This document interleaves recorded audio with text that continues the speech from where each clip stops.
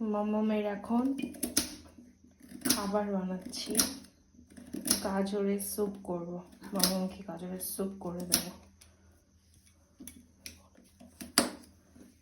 মামাম এখন এগুলো খাবে। মামামের সলিড ফুড স্টার্ট হলো, এবারে টুকটুক করে এটা ওটা করে খাওয়াতে হবে মামামকে। আজকে আর খিচুড়ি দেব না, ভাবছি আজকে গাজরের স্যুপ বানিয়ে দেবো, এই খাবে। এই যে আমি গাজরগুলো ভালো করে ধুয়ে নিয়েছি, এবার এগুলো প্রেশার কুকারে দিয়ে দেবো সবগুলো। যেহেতু খালি গাজরের স্যুপই করবো, এই জন্য একটু বেশি করেই করলাম, যতটা খায় খাবে। আর এর মধ্যে একটু আমি জল দিয়ে দেবো সিদ্ধ হওয়ার জন্য।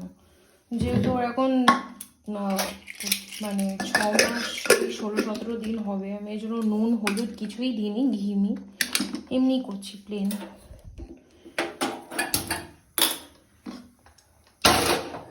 এটা সিদ্ধ হবে, এটা সিদ্ধ হোক, তারপরে পরে আসছি। মামামের এটা হয়ে গেছে, গাজর সিদ্ধ হয়ে গেছে।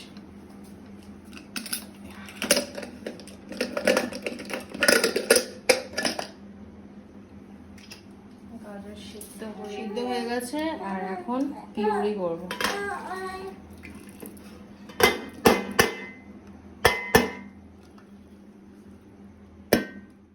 পেস্ট হয়ে গেছে,